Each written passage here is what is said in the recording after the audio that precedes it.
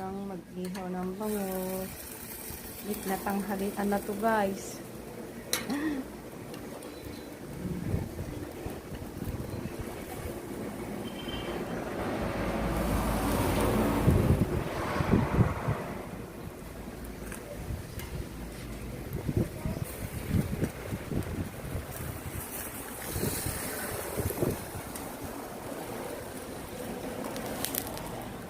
Alauna na.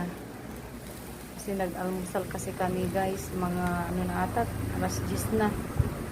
Eh, nag-ice tong bangus kaya defrost muna yung ice niya bago na inihaw.